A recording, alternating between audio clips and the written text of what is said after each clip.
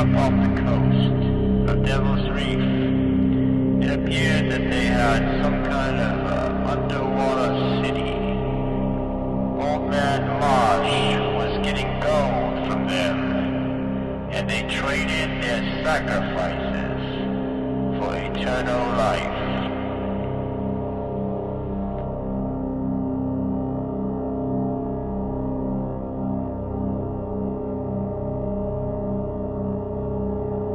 The Shadow over Innsmouth. Written by H.P. Lovecraft.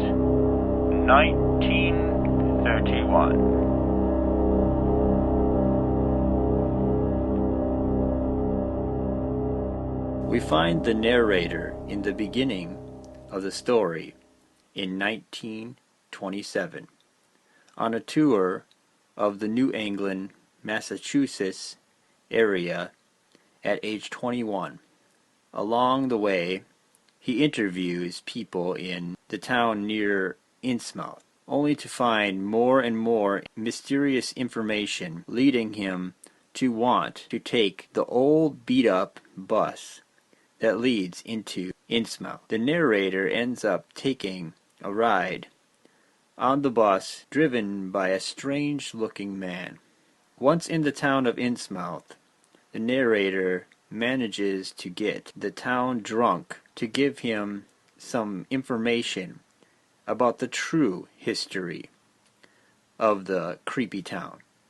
He ends up finding out about how the people of the town are mostly mixed hybrids of men and sea creatures known as the Deep Ones, fish frog-looking people that come out of the sea.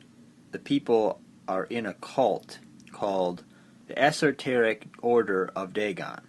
He ends up stuck in the town overnight when the bus he came in on was said to be broken down. So he winds up staying at the only hotel in the town, named the Gilman House. He ends up being chased down in the middle of the night after finding out too much information. He ends up finding out about an ancient underwater city off the coast by the town, known as Devil's Reef. By the end, he gets the government involved. He finds out that the people had bad times in the Depression, so they gave up their Christian faith in exchange for a deal with the Deep Ones and gold and eternal life after breeding with the Deep Ones. Now the town has almost all become frog fish men. Once they were old, they would evolve into Deep Ones and go down beneath the sea into that city below. The government,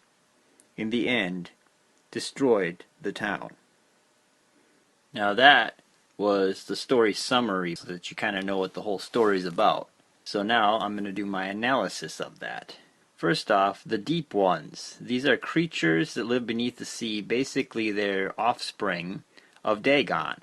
They're basically smaller human-sized versions of mermen, or it's kind of like the creature from the Black Lagoon. They basically are under the ocean. There's like millions and millions and millions of them. There actually is a point in this story where it talks about how they could take on the whole human race and win if they all came up.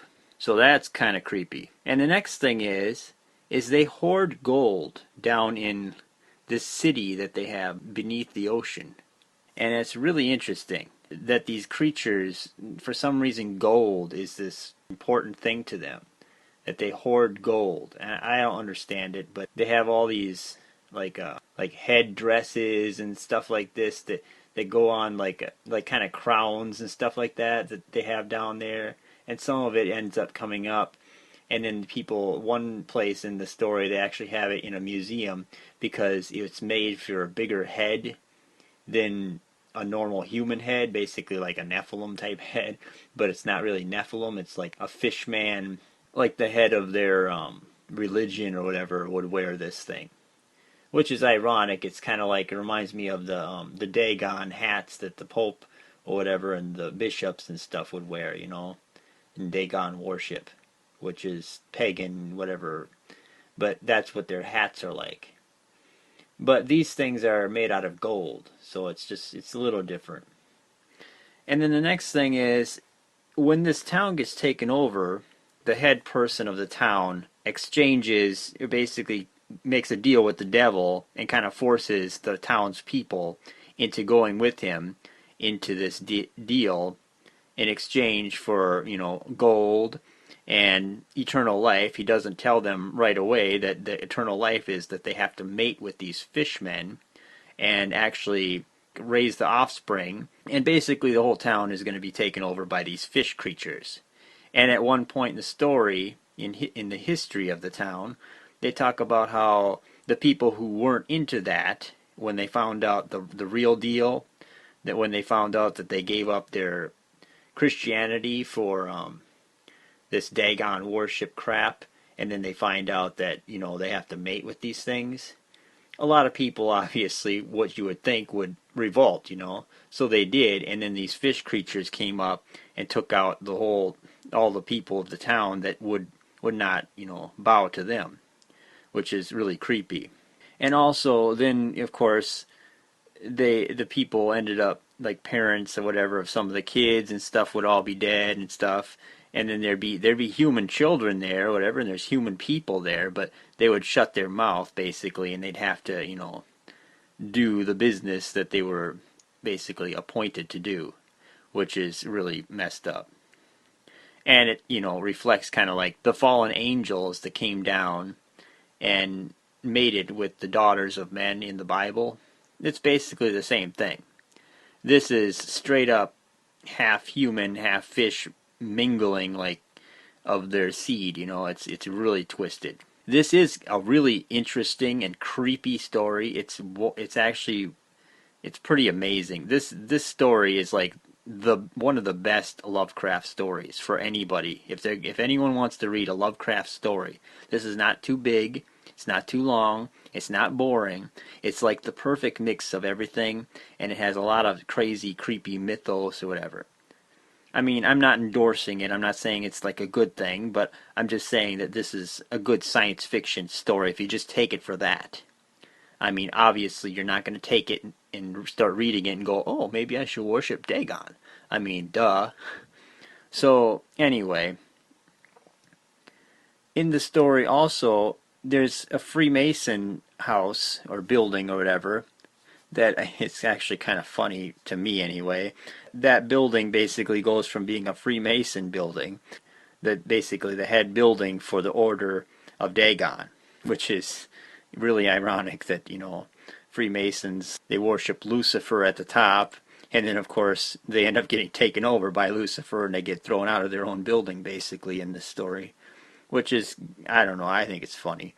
The story basically takes place later when the town has hybrid, mingled, whatever, fish people. When they're younger looking, all the way up to like their 20s or 30s or whatever, they look more or less human. They are not exactly human. They have like creases in their necks, which is really gills. And they tend to lose their hair really soon in the story. And they tend to be really, really ugly. And the guy that goes into the town, the narrator, does notice that, and he starts saying, well, they must be some real inbreeds or whatever. And he does talk about how at a time they said that there was a plague that came over the town.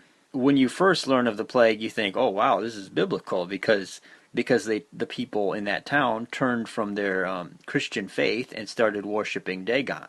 And then shortly after that, you hear about this plague that came into the town and basically gave everyone sicknesses and diseases or whatever.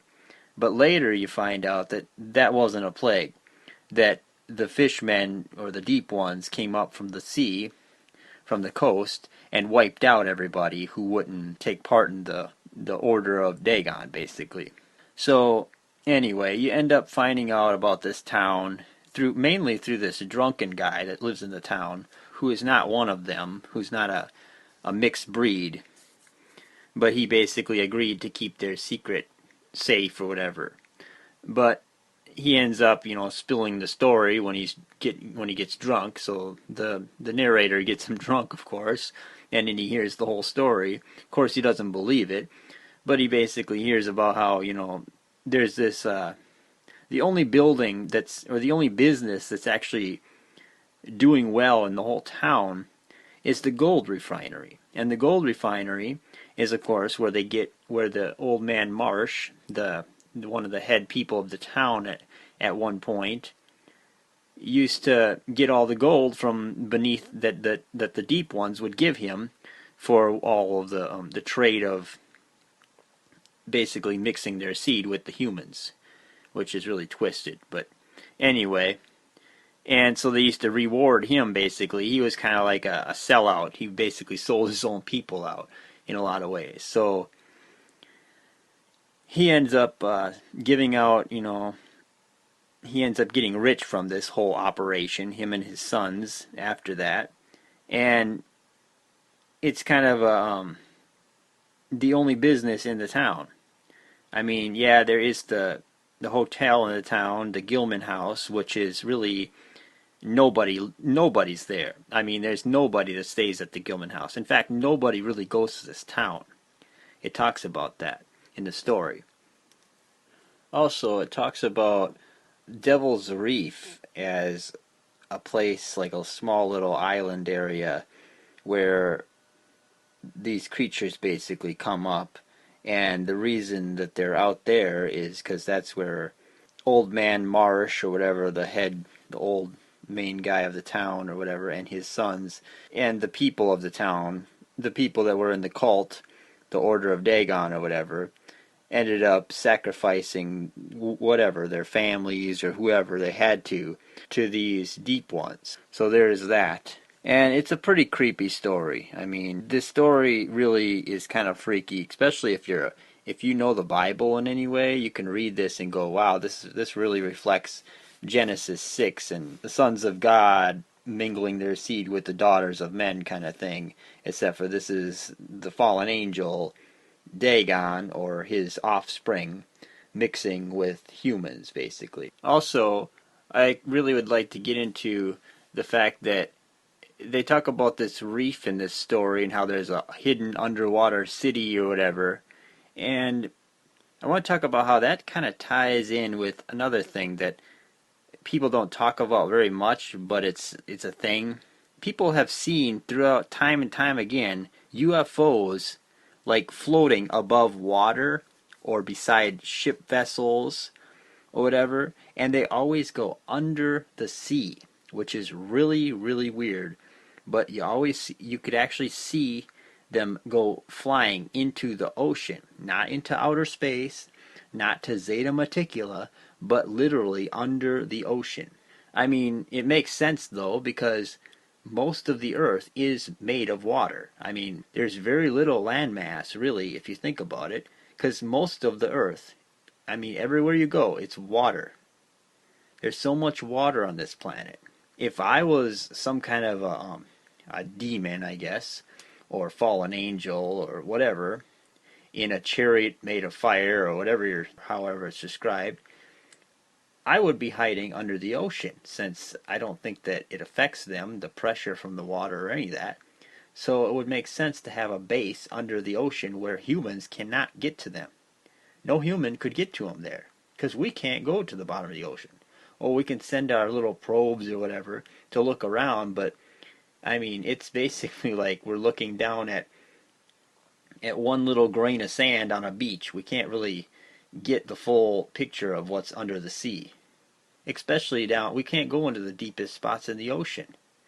There's whole mountain sides down there. I mean, it's just mind-boggling how far down under the ocean things go. So anyway, I just thought I'd throw that in there because when I used to watch these UFO shows and stuff, when I used to really be into that, I'm not really into that so much anymore.